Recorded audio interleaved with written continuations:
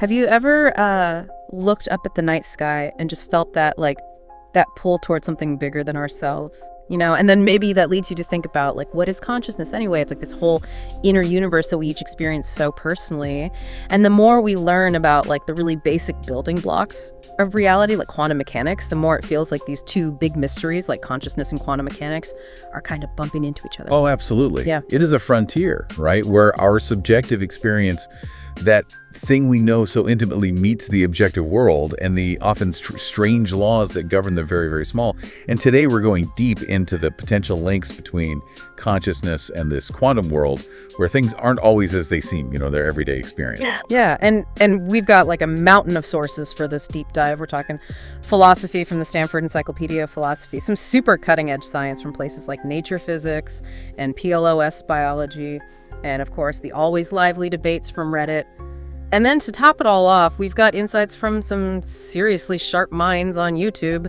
Sabine Hassenfelder, Dr. Kelvin McQueen, Roger Penrose, David Chalmers. We're pulling it all together to explore some truly mind-bending ideas. Yeah, and it's really key to remember that this is a landscape that's still being explored. There are so many paths out there, and no one universally accepted answer just yet. So our goal isn't to like plant a flag on any single theory, but more to give you a good sense of the terrain. You know, highlight the key concepts and the debates happening right at this intersection of quantum physics and consciousness research. Okay, so let's just dive right in with a concept that really throws a wrench in our normal understanding of how things work: wave function collapse. Now, before we get lost in, all the quantum jargon, let's break it down. Imagine a single electron. Before we measure it, it's not actually in one specific spot, right? It's more like it's smeared out across a bunch of possible locations all at the same time. And that smearing, that's what the wave function describes. Exactly. That's quantum superposition in a nutshell. And the double slit experiment, which we see discussed in some of our YouTube sources and on Rask Physics, is a really great example. Electrons fired at a barrier with two slits. They act like waves. Creating this interference pattern, which suggests that they're somehow going through both slits at the same time. It's like the electron is a kid in a candy store trying everything at once. Yeah, a bit like that. It's exploring all of its options simultaneously. Okay, so multiple possibilities all happening at once. But here's the crazy part. The moment we try to see which slit the electron actually goes through, it's like the whole thing snaps. The interference pattern disappears, poof, and our electron acts like a normal particle, going through one slit or the other. That sudden shift from many possibilities down to one concrete reality, that's the wave function collapse. Yeah. And that's where things start to get really weird. It is the million-dollar question. What causes this collapse? The traditional Copenhagen interpretation suggested that it was the act of observation by a conscious being. Oh, so someone looking at it actually changes things. Well, that was the initial thought. But as we see in our metaphysics discussions and in Sabine Hassenfelder's videos, the modern understanding in physics is a bit more subtle. The observer doesn't actually have to be conscious. Any interaction with a measuring device that can't be reversed can do the trick. Okay, so give me an example of that. Sure, like a camera recording an event, right? The recording creates a definite outcome, a fixed reality, regardless of whether anyone ever watches that footage later. Okay, so it's not about a mind, peeking into the system, but more about the system bumping up against something else in a way that kind of sets things in stone. Yeah, a good way to put it. But even then, it feels like we're just pushing the mystery back a step. What exactly counts as this irreversible interaction that forces the quantum smear to become a single point? And this leads to some pretty wild alternative explanations. Lay it on me. So one of the most mind-blowing, and this is mentioned in the consciousness wave function collapse videos, is the many worlds interpretation. Picture this. Every time a quantum measurement happens, the universe splits. And each possible outcome plays out in its own separate reality. So instead of a collapse, all possibilities actually become real, just in different branches of this massive cosmic tree. Whoa. So every choice, every quantum event is creating a whole new universe? That's a lot of universes. It is a pretty wild concept. Yeah. Right? Then there's decoherence theory, which often goes hand in hand with many worlds. Decoherence suggests that what looks like a collapse isn't actually a fundamental thing. It's more about the quantum system getting entangled with its surroundings. Entangled, like getting all mixed up with the stuff around it. Exactly. This entanglement causes the system's quantumness to kind of leak out and get lost in the environment, so it starts to look classical. So it's not that the quantumness goes away entirely, but it gets so spread out we can't see it anymore. You get it. It's like a drop of dye in a giant ocean. Right. The dye is still there, but it's so diluted it just blends in. And then we have objective collapse theories like GRW and CSL. These propose that wave function collapse is a real physical event that happens spontaneously based on things like the mass or complexity of the system. So no observer needed in these theories? Nope. They basically modify the fundamental equations of quantum mechanics to include this built-in tendency for things to collapse on their own. Okay, so we've got universes splitting, quantumness fading away, and collapse just happening naturally. But there are still some folks who think consciousness has a special role in all of this, right? What about this consciousness and the collapse hypothesis? Right. This idea has been around for a while. Eugene Wigner was one of the first to suggest that consciousness might actually be the thing that decides what becomes real in the quantum world. The argument goes that our conscious experience is always of a definite reality. We don't see a blur of possibilities, we experience one concrete thing at a time. So what bridges that gap between the fuzzy quantum world and our sharp perceptions? Some argue that consciousness is the missing link. So the very fact that we experience either instead of both hand is a clue. Exactly. And some theories try to explain how this might work. Integrated information theory, or IIT, proposes that consciousness comes from the amount of integrated information in a system. They call this quantity phi. And more recently, they've introduced this idea of a Q-shape, a way to mathematically represent the structure of a conscious state. Okay, so how does this Q-shape tie into wave function collapse? The link is through this idea of a Q-shaped super-resistance framework. The idea is that systems with a lot of integrated information, those with a well-defined Q-shape, might resist being in superposition themselves, and maybe even trigger the collapse of superpositions in other systems they interact with. So it's like consciousness is saying, nope, I'm not blurry, I'm sharp, and the things I interact with have to be sharp too. It's a fascinating idea, right? Consciousness not just being affected by quantum mechanics, but actually shaping it. But of course, there are counter-arguments. Like what? Well, a big one is, how can a constantly collapsing consciousness still allow for our experience to change and flow? If every conscious state immediately forced to collapse, how could our thoughts and perceptions evolve? So are they saying consciousness is just frozen in time? That's the challenge. Yeah. And to address it, proponents of this idea might say that the collapse isn't absolute or instantaneous, allowing for some dynamism.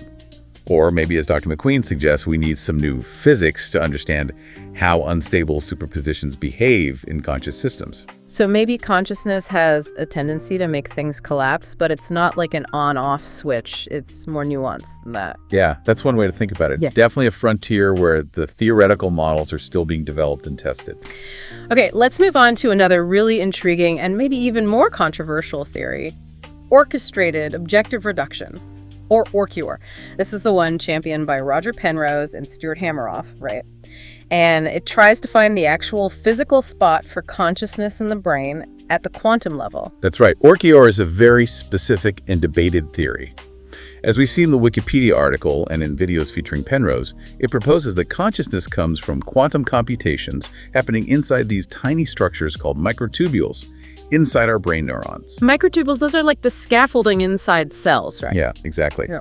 And the orchestrated part refers to the idea that these quantum processes are organized, and objective reduction is Penrose's concept of a wave function collapse that's not random. It's driven by something he calls quantum gravity. Okay, quantum gravity now, that sounds heavy. It is. It's about trying to unify the very large and the very small. Penrose believes that standard quantum mechanics as we know it is incomplete, especially when it comes to measurement. He thinks a more fundamental theory, one that includes gravity, will give us a way to describe collapse that's not random and not just due to the environment. So he's looking for a deeper explanation. Exactly. He suggests that when a quantum superposition reaches a certain threshold related to the curvature of space-time, and that's influenced by how mass is distributed, it undergoes objective reduction. And this leads to a definite state, and according to Orch-OR, a moment of conscious experience. So consciousness is like these little sparks of quantum collapse happening in our neurons. That's the basic idea. And they point to some interesting evidence, like how anesthetics affect microtubules, which lines up with the loss of consciousness. So messing with those tiny structures messes with consciousness. Right. And there are studies mentioned on the Orch-OR Wikipedia page that show drugs that stabilize microtubules can actually change how long anesthesia lasts. That is interesting. But I remember there being some pushback against Orch-OR, something about the brain being too warm and wet and noisy for these quantum effects. Right. That's a big one. The warm, wet, noisy brain argument. It basically says the brain is just too chaotic for delicate quantum states to last long enough to do anything meaningful. Critics like Christoph Koch and Klaus Hepp also argue that there's just not enough evidence that quantum coherence plays a big role in how the brain works. So it's like saying any quantum weirdness in the brain would get drowned out by all the other activity before it could affect consciousness. That's the gist of it. But Penrose and Hamroff have counter-arguments. They say that microtubules might have special properties that help them maintain quantum coherence longer than we think. Maybe through some kind of shielding or self-organization. So maybe they're like little quantum fortresses protecting the delicate stuff inside. It's a possibility. And Penrose himself says that our current understanding of quantum mechanics might just not be enough to fully explain consciousness. We may need a more fundamental theory. So Orch-OR is definitely a bold idea. It's pushing the boundaries of both physics and neuroscience, but it's facing some tough challenges for mainstream science. Yeah, it's definitely a minority view right now, but it's still sparking a lot of debate and research at this really important intersection. Okay, let's shift gears and talk about another truly bizarre aspect of quantum mechanics that has huge implications for how we understand reality and maybe even consciousness. Yeah. Non-locality and entanglement. Einstein famously called entanglement spooky action at a distance, right? Yeah, he did. And for good reason. Quantum entanglement is this mind-boggling phenomenon where two or more particles get linked together in such a way that they share the same fate no matter how far apart they are.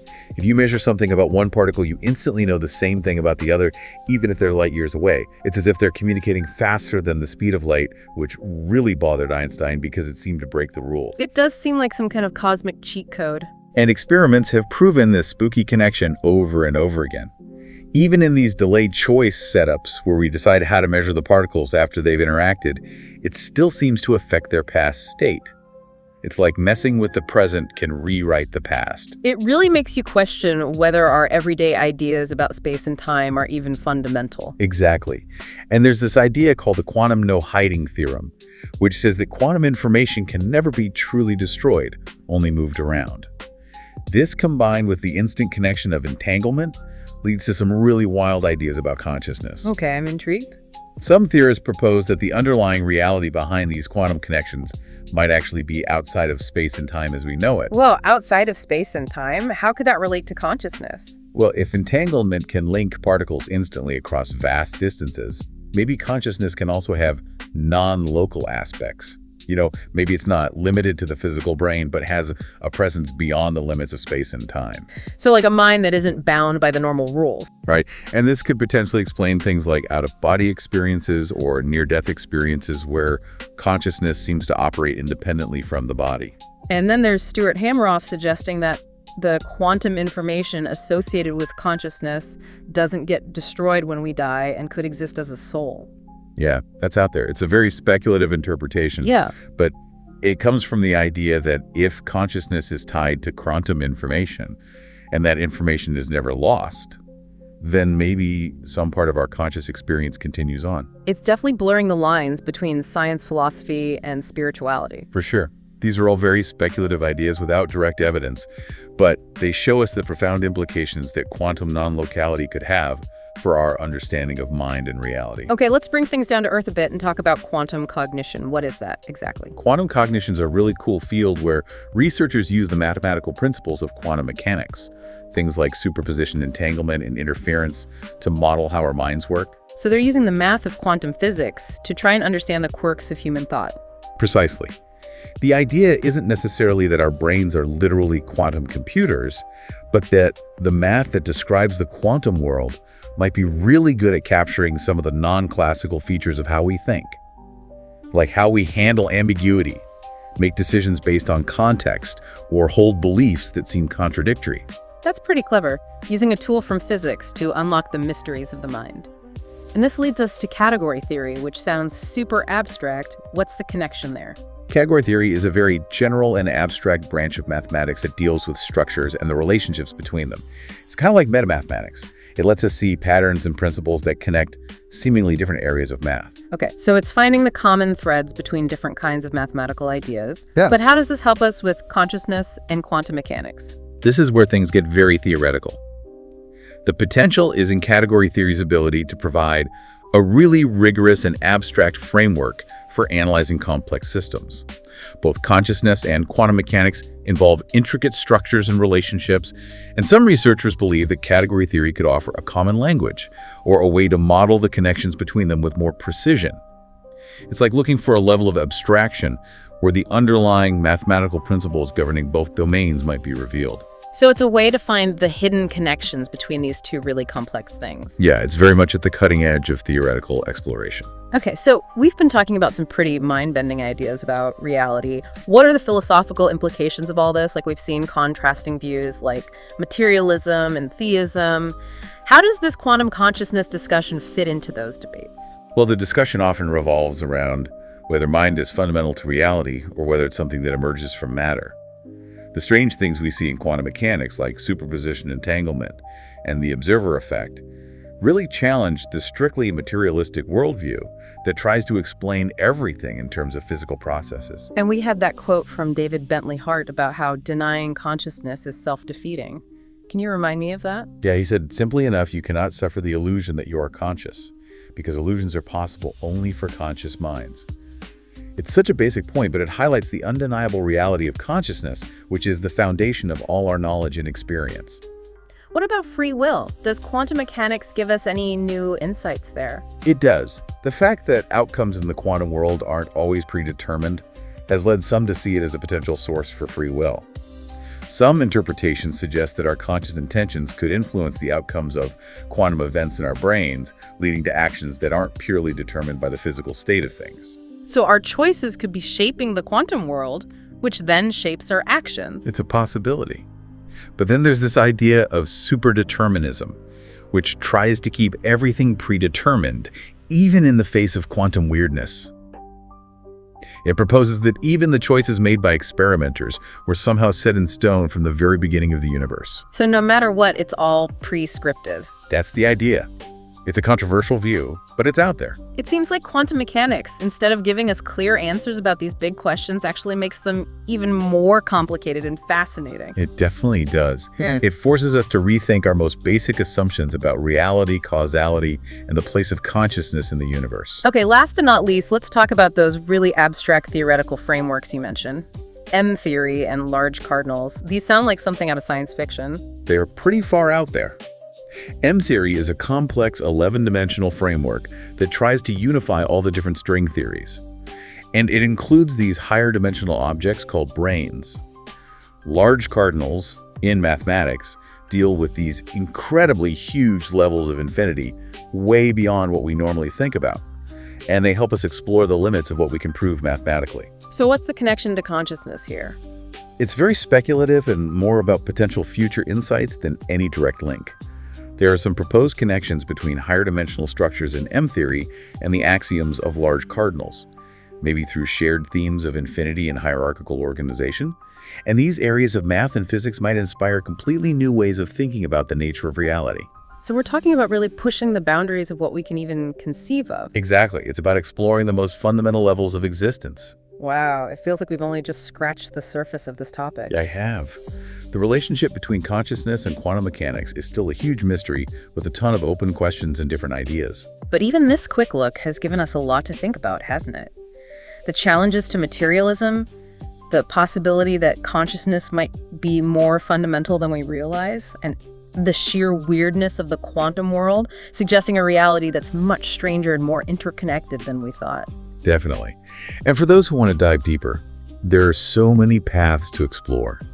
You can research different interpretations of quantum mechanics, really dig into Orch-OR, or ponder the philosophical implications of all this for free will and the nature of reality. So here's a final thought to leave you with. Could our growing understanding of quantum mechanics and consciousness lead to a huge shift in how we see ourselves and our place in the universe? Could it bridge the gap between the physical and the mental in ways we can't even imagine yet? It's a question worth pondering. It certainly is. I think that's a good place to wrap up for today. This is a deep dive we could keep going on for hours. Oh, absolutely. There's always more to explore. Thanks for joining us, and we'll see you next time. Thanks, everyone.